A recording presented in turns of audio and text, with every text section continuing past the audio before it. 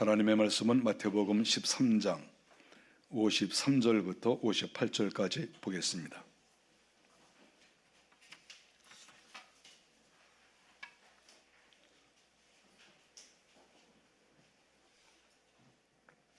한 목소리로 같이 읽겠습니다. 예수께서 이 모든 비유를 마치신 후에 그곳을 떠나서 고향으로 돌아가서 그들의 회당에서 가르치시니 그들이 놀라 이르되 이 사람의 이 지혜와 이런 능력이 어디서 났느냐? 이는 그 목수의 아들이 아니냐? 그 어머니는 마리아, 그 형제들은 야고보, 요셉, 시몬, 유다라 하지 않느냐? 그 누이들은 다 우리와 함께 있지 아니하냐? 그런즉 이 사람의 이 모든 것이 어디서 났느냐 하고 예수를 배척한지라. 예수께서 그들에게 말씀하시되 선지자가 자기 고향과 자기 집 외에서는 존경을 받지 않음이 없느니라 하시고 그들이 믿지 않음으로 말미암아 거기서 많은 능력을 행하지 아니하시니라. 아멘.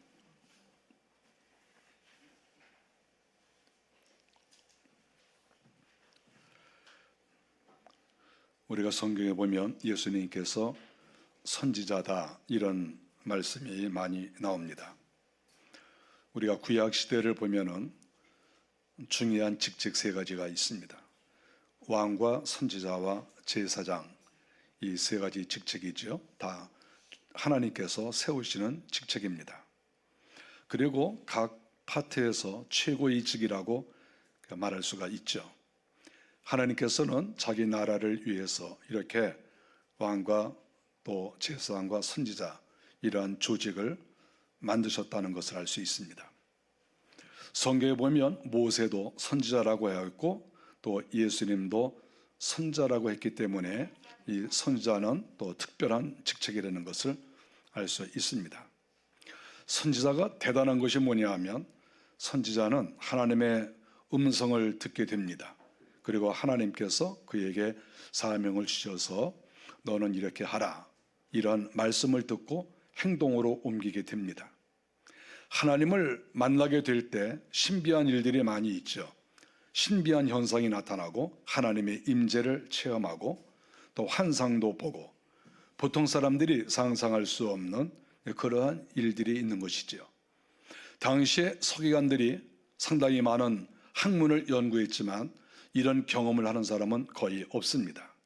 당시의 지혜성의 숫자가 상당히 많이 있지만 그들 가운데 하나님의 음성을 듣고 신비한 체험을 하는 사람들이 그렇게 많지를 않다고 하는 것입니다. 그러한 현상은 옛날이나 지금이나 마찬가지라고 생각합니다. 저는 신학교를 다닐 때 감사한 것은 여러 훌륭한 교수님들이 많이 계셨는데 그중에 제가 학부를 다닐 때 차영배 교수님께 제가 원서 강독을 배운 적이 있습니다. 그 차영배 교수님이 이렇게 가르치시는데 항상 성령에 대해서 신비에 대해서 아주 강조를 많이 하셨습니다. 제가 이 말씀을 들어보니까 이 차영배 교수님은 자기가 성령이 임해서 온몸이 불덩어리가 되고 하나님의 임재를 자기가 체험했다 이런 말씀을 하셨어요.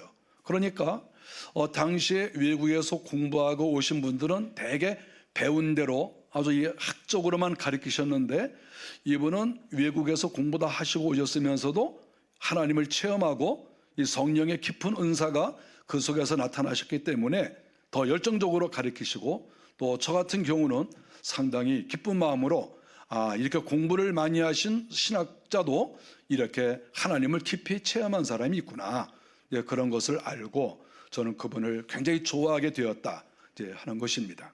우리가 이 땅에서도 이렇게 수많은 종교인들이 있지만 선지자들처럼 하나님을 깊이 만난 사람들은 역시 소수다 하는 것을 알 수가 있습니다. 왕이라고 하는 것은 어떻습니까? 하나님이 세우신 그러한 직책이 아닙니까? 이 왕은 나라를 다스리는 것이고 사람을 죽이고 살릴 수 있는 권한이 있죠. 전쟁을 하기도 하고 전쟁을 멈추기도 할 수 있는 그러한 사람이죠.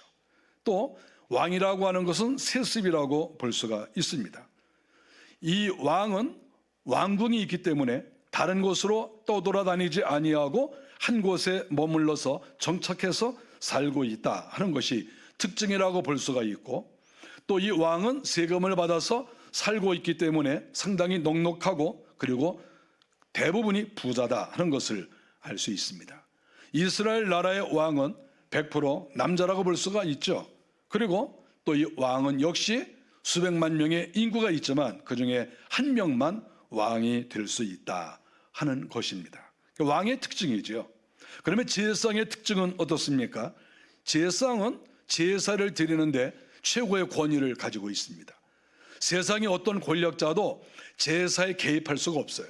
제사장이 모든 것을 주장을 하는 것이죠. 이것도 세습이라고 볼 수가 있습니다. 왕도 세습 아닙니까? 유다 지파가 세습을 했습니다. 그런데 레위 지파가 이 제사장의 직책을 세습을 하게 됐습니다. 25세가 된 남성이라고 하면 제사장의 일을 할 수가 있다 하는 것을 알지 않습니까? 이 제사장들은 백성들이 드리는 11조와 백성들이 드리는 그 재물을 자기의 몫으로 해서 살게 되는 것이죠.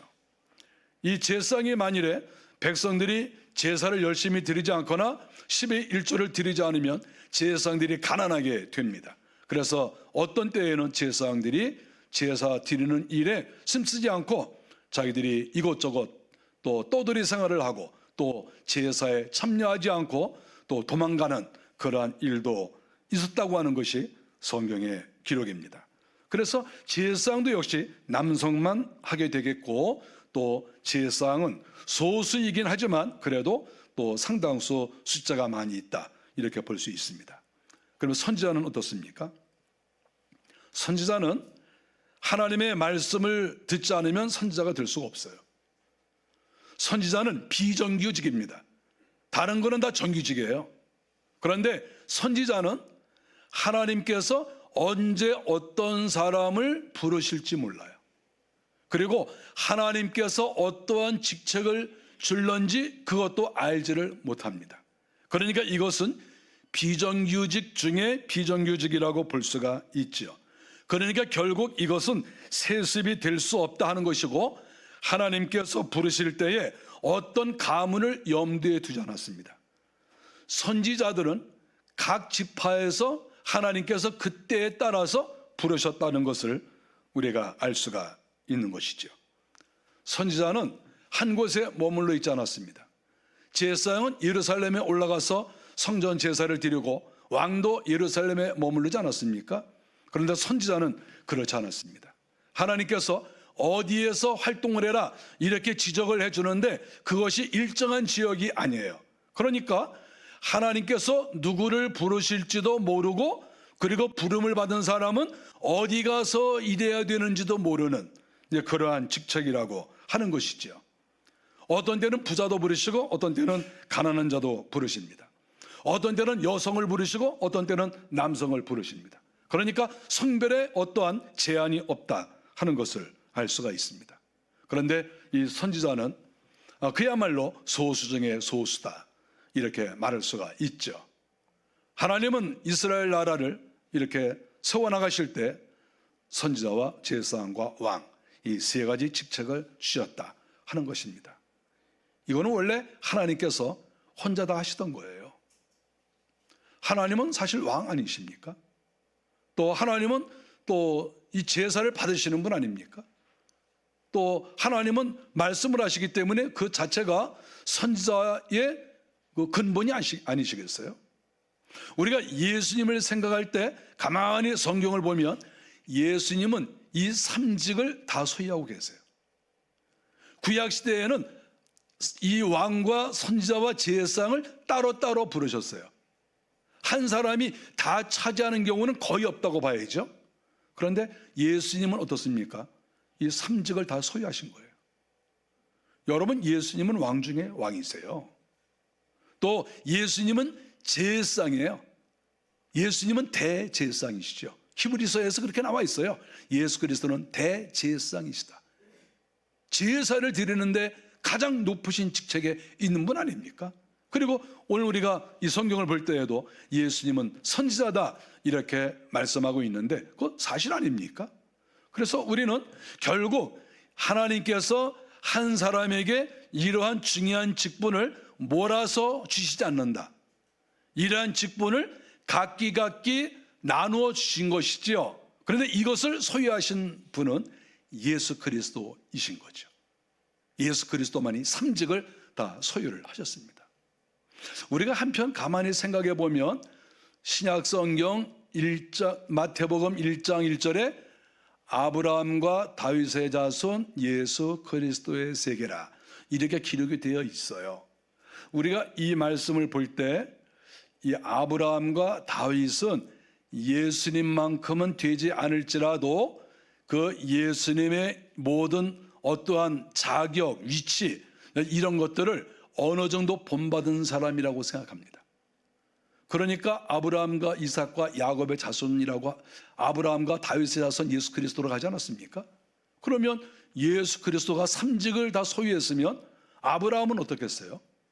우리가 성경을 가만히 보면 아브라함은 하나님의 음성을 들었어요.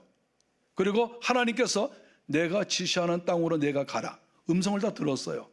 말씀을 들은 대로 행동을 했어요. 그 이후에도 하나님께서 아브라함에게 여러 번 나타나셨어요. 그러니까 아브라함은 선지자라고 볼 수 있죠. 왜냐하면 하나님의 음성을 들으니까. 그렇지 않겠어요? 또 아브라함은 또 제사장이라고 볼 수가 있죠. 아브라함은 자리를 옮겨갈 때마다 그곳에서 하나님께 제사를 했습니다. 제사할 수 있는 권한이 있죠. 그러니까 아브라함은 제사장이라고도 할 수 있어요.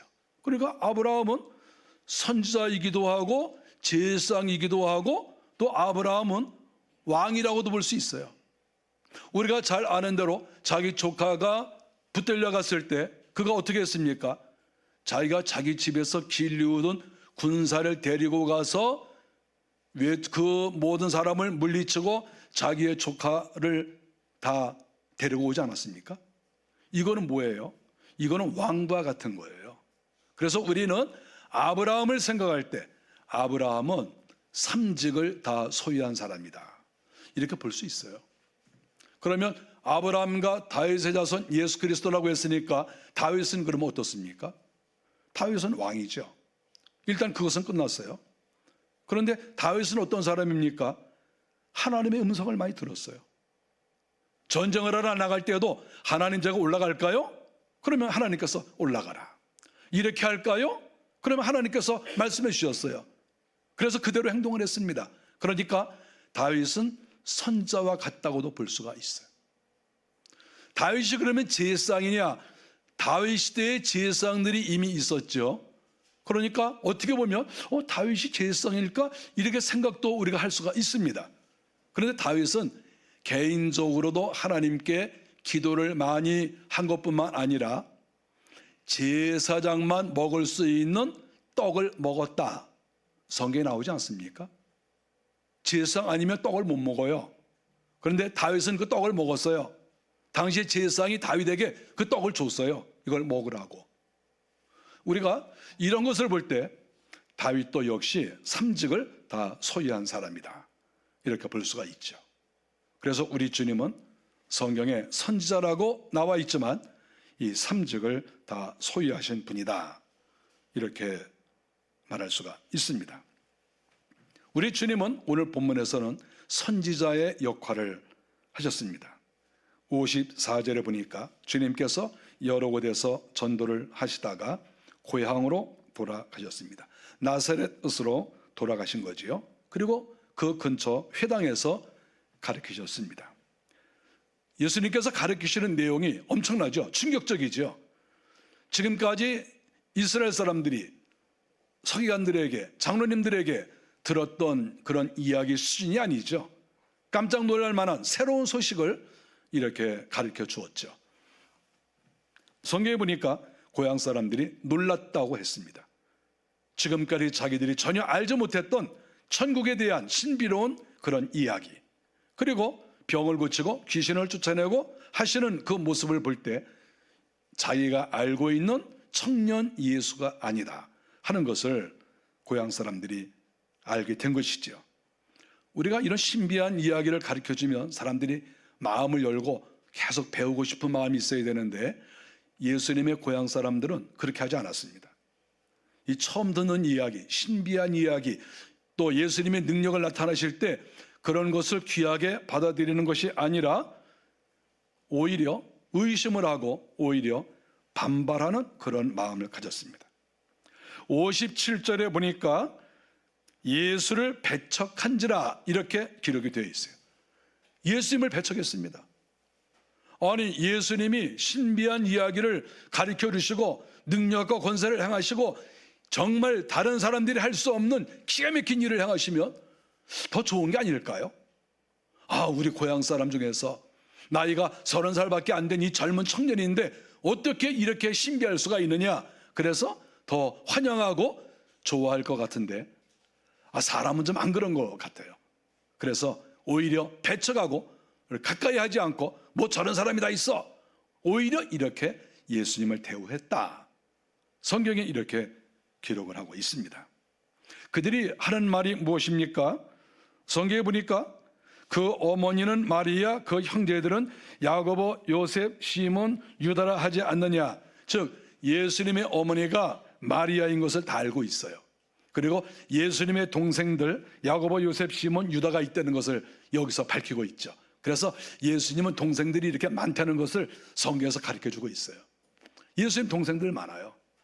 그러니까 예수님이 어렸을 때 동생들하고 많이 놀지 않았겠습니까? 당연히 놀죠. 저도 형이 있고 저도 동생이 있으니까 동네에서 이렇게 모여서 놀 때 형하고도 놀고 형 친구들하고도 놀고 동생하고도 놀고 이렇게 노는 사람들이 많잖아요. 예를 들어서 우리나라 같으면 서로 뭐 딱지치기도 하고 차치기도 하고 뭐 이것저것 노는 게 많이 있잖아요. 그럼 게임도 하고 또 운동도 하고 그렇게 하는 것이죠. 예수님도 그렇게 하셨어요.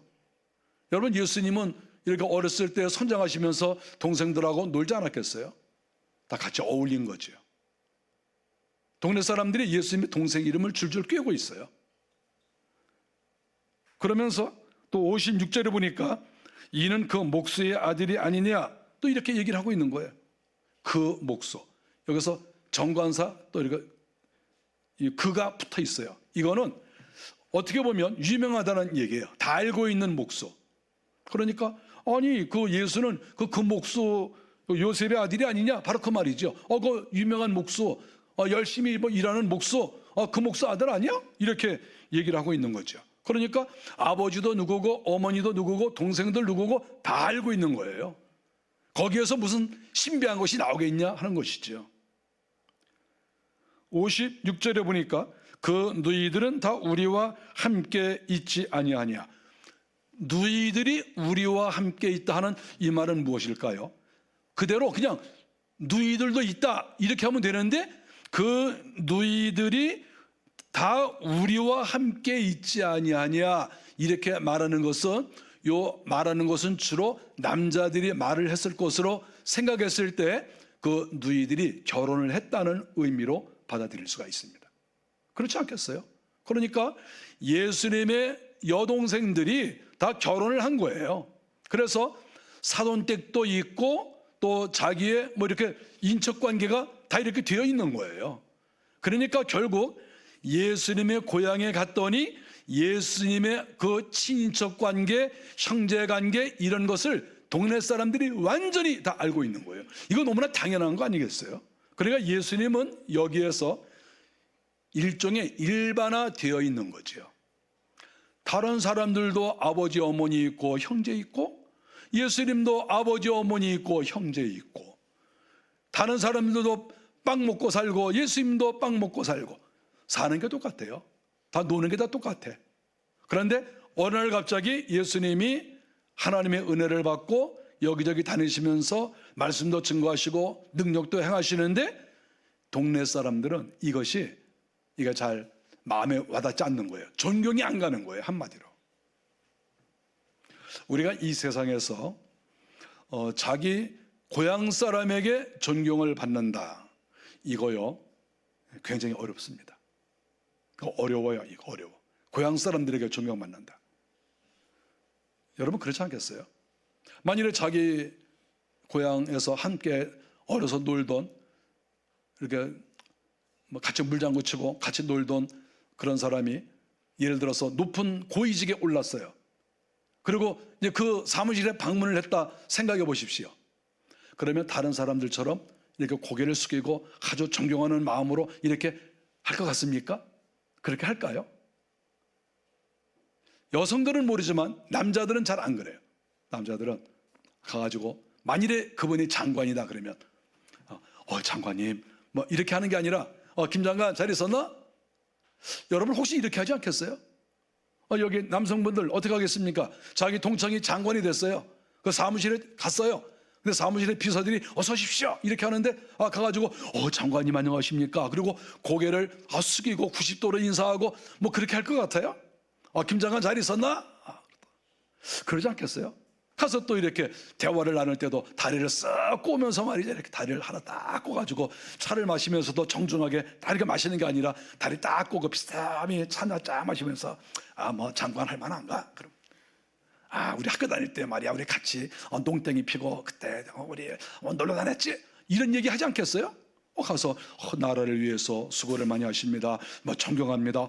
이렇게 하는 것보다는 괜히 그 사람을 얕잡아 보는 듯이 내가 그 사람을 존경하고 높이 이렇게 대우를 하면 내가 뭔가 낮아지는 듯이 이런 생각을 하는 경우가 굉장히 많습니다. 이게 우리 인간이에요. 옛날이나 지금이나 똑같아요. 그래서 고향 사람이 자기 고향에서 어떤 걸출한 인물이 나왔을 때 그 사람을 진정으로 존경하기가 어렵습니다. 예수님 당시 사람만 그런 게 아니에요. 내 학교 동창이 정말 예를 들어 세상에서 존경받는 사람이 되었다 그랬을 때 다른 사람에게 훌륭한 사람이야 이렇게 말하기보다는 걔도 뭐 별거 없고 뭐 학교 다닐 때 공부도 안 하고 내가 레포트 써놓은 거 걔가 뭐 100개 갔어 뭐 이렇게 해서 자꾸 그 사람을 뭔가 낮추려고 하는 그러한 의식이 우리 속에 있다 그거예요. 사람들 속에는 너나 나나 할 것 없이 우리의 남편이 뭔가 훌륭하게 되면 정말 우리 남편 훌륭합니다 이렇게 말하기보다는 남편을 깎아내리는 경우가 많아요. 여성들이 말이죠. 어떤 남성과 결혼하고 싶으냐 그러면 대부분이 뭐라고 하는지 압니까? 내가 존경할 수 있는 남편이면 좋겠습니다. 내가 존경하는 남편. 당연한 얘기죠. 존경하면 좋겠죠. 근데 여성들이 남편을 존경하던가요? 존경하는 사람들이 그렇게 있던가요? 자기가 존경하는 남자하고 결혼하고 싶다. 그런데 그 남자가 그래도 기본적으로 돈이 많아야 되잖아요. 돈이 없으면 존경이 안 되잖아요. 그렇습니까? 안 그렇습니까? 돈이 없으면 존경이 안 돼요. 잘생기지 않으면 존경이 안 돼요. 자기한테 잘하지 않으면 존경이 안 돼요. 항상 자기 말을 들어야 돼. 제가 여성들 얘기를 들어보니까 제일 좋은 남편은 자기가 시키는 대로 하는 거래요. 자기가 원하는 대로 이래라 그러면 이렇게 하고 저렇게 하라면 저렇게 하고 자기 말을 잘 따라와야 강아지처럼 말을 잘 들어야 그게 사랑스러운 남편이라는 거예요. 그게 되나요 그게? 그런 마음은 다 있죠. 그러니까 거기에서 몇 가지만 벗어나도 그 다음부터 어떻게 되겠습니까? 존경이 안 되죠. 그래서 제가 지금까지 인생을 살면서 수많은 여성들 내가 만나봤는데 자기 남편을 존경한다는 여성은 제가 거의 만나보지 못했습니다. 몇 명은 있겠죠. 몇 명은 있겠지만 거의 존경 안 합니다. 다 마음에 안 들어요. 우리가 이 성경을 볼 때에도 예수님이 하나님의 아들이시고 그의 능력과 권세는 어마어마한 것이고 그의 가르치심은 세상의 어떤 사람과 비교할 수 없는 그러한 가르침인데 막상 동네에 갔더니 동네 사람들은 오히려 그것을 이상하게 여기고 우습게 여기고 존경하지 않더라 하는 것이죠. 우리가 이 세상을 살면서 깨닫는 게 뭐냐 하면 사람들은 남을 존경하거나 높여주는 것을 싫어한다 하는 것을 알 수 있습니다. 높여주는 걸 싫어해요. 남편이 아내를 높여주는 것도 싫어하고 또 아내가 남편 높여주는 것도 싫어하고 동창 높여주는 것도 싫어하고, 교회인들끼리도 서로서로 높여주는 거 싫어하고, 뭔가 깎아내려야 그날 기분이 좋고 밥맛이 있고, 다른 사람이 높아지는 것을 보면 그날 입맛이 뚝 떨어지고, 우리 인간이 좀 그런 부분이 많아요. 예수님의 동네 사람들 2000년 전에 이 사람들로 끝날까요? 어느 시대나 사람들이 다 이렇다고 하는 거예요. 그런데 이런 것은 부끄러운 일이라는 것을 우리가 알아야 됩니다. 주님이 말씀하십니다. 선지자가 자기 고향과 자기 집 외에서는 존경을 받지 않음이 없느니라 하시고, 주님의 말씀은 고향 사람 플러스 자기 집 외에서는 그러지 않았습니까? 결국 선지자는 자기 집에서조차도 존경을 받지 못한다 하는 거예요. 선지자는 예수님뿐만 아니라 구약시대의 수많은 선지자들, 그 사람들이 자기 집에서도 존경을 받지 못한다. 아무리 신비롭고 하나님을 만나고 능력이 있어도 존경받기 어렵다 하는 것이죠. 우리가 성경 다른 부분에 보면 예수님께서 복음을 증거하시고 능력을 행하시고 그럴 때 예수님께서 이렇게, 예수님의 어머니가 예수님을 찾아와 가지고는 그 형제들이 예수님께 미쳤다 이렇게 얘기를 했습니다. 예수님이요, 처음 복음 증거할 때 가족들에게 미쳤다는 소리 들었습니다. 그러니까 주님의 말씀은 가족에게도 존경받지 못하고, 고향 사람들에게도 존경받지 못하고, 여기에는 가로하고 동창, 이게 포함이 되겠죠. 동창에게도 존경받지 못하고, 바로 예수님의 삶이 그랬다 하는 것을 알 수 있습니다. 예수님이 그런 사람들에게만 배척을 받았나요? 성경에 보면 사두개인들, 바리새인들, 이런 사람들에게도 주님은 다 배척을 받았습니다. 우리 예수님이 분명히 선지자이시지만 이러한 대우를 받은 것이지요. 마태복음 21장 11절에 보니까 갈릴리 나사렛에서 나온 선지자 예수라 하니라. 이스라엘 사람들이 예수님을 선지자로 인정했어요. 예수는 선지자다 인정을 한 것이지요. 우리가 구약 성경을 보면 예수님만 이렇게 배척을 받으신 것이 아니라 수많은 선지자들이 배척을 받았습니다. 마태복음 5장 12절에서 주님이 직접 하신 말씀이에요. 너희 전에 있던 선지자들을 이같이 핍박하였느니라. 구약시대의 성도들이 선지자들을 핍박했다고 주께서 말씀을 하셨습니다. 마태복음 23장 30절에 만일 우리가 조상 때에 있었다면 우리는 저희가 선지자의 피를 흘리는데 참여하지 아니하였으리라 하나. 주님이 예수님 당시 사람들에게 하시는 말씀이에요. 야, 너희들이 옛날에 살았으면 우리는 선지자들을 핍박하지 않았습니다. 이렇게 말할 것 같지만 너희들 옛날이나 지금이나 똑같아. 바로 그 말씀이에요. 너희가 지금도 선지자를 핍박하잖아.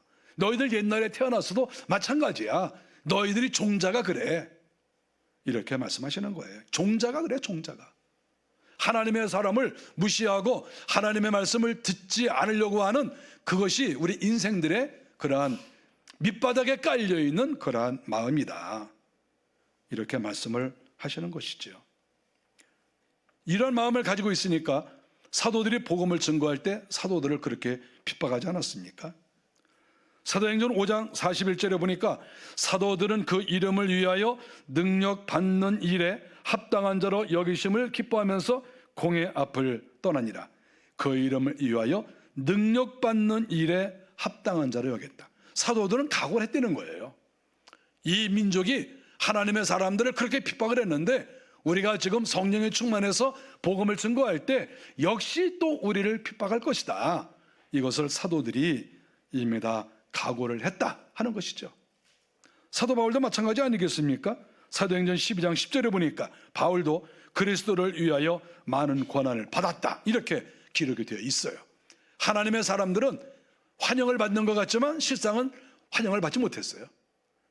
다 핍박을 받고 박해를 받고 미움을 받고 배척을 받고 다 이러한 생활을 했다 하는 것을 성경이 기록을 하고 있습니다.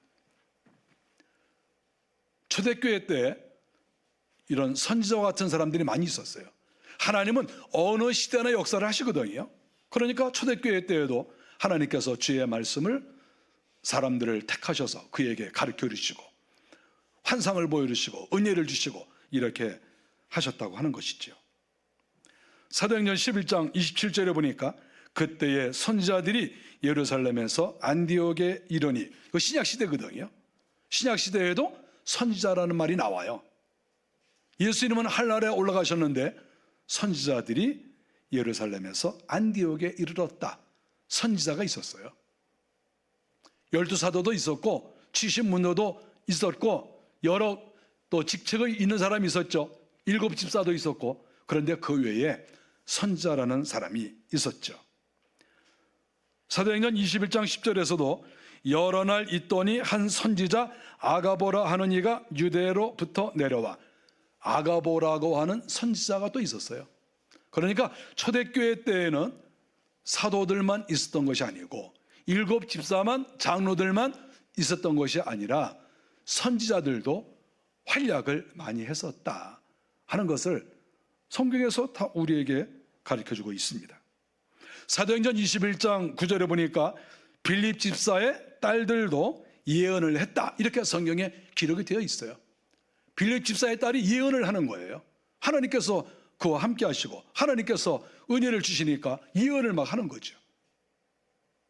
우리가 이런 것을 볼 때 하나님은 어느 시대나 하나님이 사람을 택하시고 또 그 사람이 남자나 여자나 상관없어요. 나이가 많든지 적든지 상관없어요. 하나님이 쓰시고자 하는 사람을 불러서 그에게 말씀을 주시고 그에게 신비한 것을 할 수 있도록 하나님은 이렇게 하신다. 이것은 성경에 다 나와 있는 이야기입니다. 우리 주님께서 말씀하십니다. 마태복음 10장 41절에서 선지자의 이름으로 선지자를 영접하는 자는 선지자의 상을 받을 것이요. 여러분, 선지자는 큰 상을 받습니다. 왜냐하면 하나님의 음성을 듣고 하나님의 말씀을 들고 복음을 증거하고 하나님의 말씀을 증거하니까 하나님이 크게 기뻐하시죠. 그런데 선지자의 이름으로 선지자를 영접하는 자, 즉 저분은 선지자야, 하나님이 쓰시는 사람이야, 이런 마음으로 그 선지자를 잘 대접하면 그 선지자가 받는 상을 그 사람에게도 하나님이 주신다는 거예요. 굉장히 중요한 말씀이에요. 우리가 예를 들어서 오늘날에는 선지자라는 직책은 없어요. 그렇지 않습니까? 우리가 선지자라는 직책이 없잖아요. 그런데 선지자의 직책은 없어도 선지자처럼 하나님의 은혜 속에 사는 사람들은 여기저기 많이 있어요. 저는 그거 인정합니다. 아무리 목회자들이 많아도, 아무리 신학자들이 많아도 하나님이 쓰시는 그런 사람이 있어요. 어느 시대나. 그러면 그 사람을 우리가 존경해야죠. 그렇지 않겠어요? 하나님의 음성을 듣고 신비한 역사를 나타내고 몸된 교회를 진실로 잘 섬기고 그러면 존경해야 되는 게 아닌가요? 우리가 목회자도 잘 존경하는 거 당연한 거 아니겠어요? 그런데 거기에다가 신비로운 능력과 권세까지 있어요. 그러면 그거야 뭐 말할 것도 없이 더 존경해야 되는 것이지요. 그렇다고 할 때 그 선지자에게 하나님이 은혜를 주시는데 그런 은혜를 똑같이 섬기는 자가 받을 수 있다. 주님이 직접 하신 말씀 아니겠습니까? 우리는 보내는 선교사 또 가는 선교사 이런 말도 씁니다. 우리 한국에서. 어떤 사람은 선교사로 나갑니다. 근데 어떤 사람은 선교를 이렇게 하고 싶지만 자기가 못 나가는 경우도 있죠. 제가 20살 때 신학교 1학년 때인데 우리 선배 한 사람이 우리 교실에 들어와서 우리 앞으로 선교를 우리 나가야 됩니다. 막 이렇게 얘기를 하는데 그때 제가 감동을 받았어요. 그래서 제가 그 얘기를 딱 듣고 집에 가서 저희 어머니한테 엄마 왜 그러냐? 저 신학교 졸업하면 저 선교사로 나갈래요. 그랬더니 어머니가 막 눈물을 뚝뚝 흘리는 거예요. 안 된다고. 그래가지고 이거 나 선교사 나가고 싶은데 막 가슴 막 뜨거운데 안 되는 거예요. 그래서 할 수 없이 내가 보내는 선교사를 해야 되겠다. 마음을 금방 접었어요. 나중에 제가 중국도 필리핀도 여러 나라에 제가 선교하려는 마음으로 일주일씩 열흘씩 다녀온 적이 많아요. 제가 그런데 가면서 항상 깨닫는 게 뭐냐 하면 나는 선교사 못한다. 못해요. 일단 말도 잘 못해. 거기다가 음식이 안 맞아요. 그러니까 선교사 하겠어요. 그래서 저는 항상 마음속에서 선교사로 일하시는 분 훌륭하다, 이렇게 생각을 합니다. 제가 지난주에도 멕시코를 다녀왔습니다. 일주일 동안 다녀왔는데 제가 또다시 깨달은 게 뭐냐 하면 난 선교사 못한다. 날마다 깨닫는 건데 또 깨달았어요. 매일 깨달아요. 매일 깨달아. 나는 못한다. 그럼 어떻게 되겠습니까? 보내는 거 잘해야 될 거 아니겠어요? 그러면 나는 못 가니까. 그래서 우리 하나님의 사람들은 내가 선교사를 못 가면 보내는 선교사로도 해야 되겠다. 그래서 선교원금을 이렇게 그분들에게 보내드려서 그분들이 활동을 잘할 수 있도록 이렇게 하는 거 얼마나 귀하겠어요? 그럼 만일에 그 선교사가 하나님께 복을 받으면 어떻게 되겠어요? 그분을 위해서 기도하고 물질로 헌신한 사람도 똑같은 상을 받을 거 아니겠어요? 선지자를 위해서 잘 받들고 섬기면 그 선지자가 받는 복을 우리도 받는다는 거예요. 이게 성경적 원리인 거예요. 그렇지 않겠어요? 우리가 오늘날에 하나님이 쓰시는 사람들이 많습니다. 특정한 사람만 그렇게 되는 게 아니에요. 하나님이 쓰시는 사람들이 곳곳에 많이 있습니다. 우리가 그분들을 알아보고 그분들을 진심으로 존경하고 그분들이 잘 되기를 바라고 이런 마음이 있어야 돼요. 만일에 어떤 사람이 하나님의 음성을 듣고 정말 능력이 나타나고 귀하게 쓰심을 받는데 이렇게 딱 보면서 아이고 저 사람은 신학교도 별로 좋은 데 나오지도 않았고, 그러면 되겠습니까? 안 되겠습니까? 하나님의 음성을 듣는 사람은 꼭 제일 좋은 신학교를 나와야 돼요. 저 사람은 뭐가 어떻고 가난한 집안에서 태어났고, 그럼 가난한 집에서 태어났으면 선지자 되면 안 됩니까? 저 사람은 나이가 이제 20살밖에 안 되고, 그럼 20살 되면 하나님이 그 사람한테 역사 안 하나요? 저 사람은 나이가 80이 넘었고, 그럼 80 넘으면 주님이 역사 안 하시나요? 옛날이나 지금이나 예수님의 고향 사람처럼 사람들은 말이죠, 이상하게 자기도 영적인 것을 추구하지 않으면서 영적인 그러한 능력이 있거나 영적인 어떤 길을 가는 사람을 좋아하질 않아요. 참 신기하죠. 좋아하는 것 같아요. 처음에는 그분 굉장해, 그분 정말 하나님의 사람이야, 이렇게 말해놓고 뒤에 가서는 꼭 딴소리를 해요. 비판하고 욕하고 무시하고 그렇단 말이죠. 그런 사람을 하나님이 좋아하시겠어요? 예수님의 고향 사람들을 우리가 오늘 보았습니다. 예수님을 배척했습니다. 주님이 그 배척하는 모습을 보고 떠났어요. 그리고 주님이 거기에서 능력을 행하시지 않았습니다. 받아들여야 능력이 나오는 거예요. 받아들이지도 않는데 거기에 신비한 것을 주실 리가 없죠. 우리 각자가 정말 하나님의 은혜를 받으려면, 또한 더 깊은 신비한 은혜를 받으려면 영적인 사람들을 존중해 줘야 돼요. 그 사람들의 어떤 배경을 생각하지 말고 존경해 주고 높여주고 이렇게 해야 되는 것이고, 그럴 때 하나님께서 그 사람에게 큰 은혜를 내려주세요.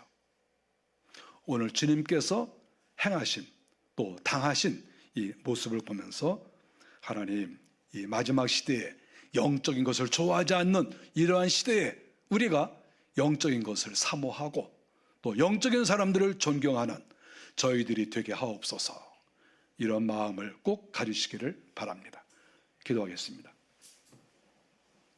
하나님, 예수님께서 하늘의 신비한 것을 증거하시고 능력과 권세를 행하셨는데 고향 사람들이 가장 먼저 주님을 배척하고 받아들이지 않았습니다. 옛날에만 그런 것이 아니라 지금도 여전히 마찬가지입니다.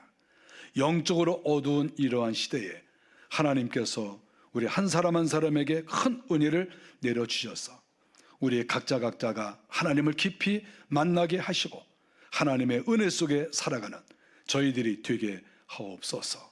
예수님의 이름으로 기도하옵나이다. 아멘.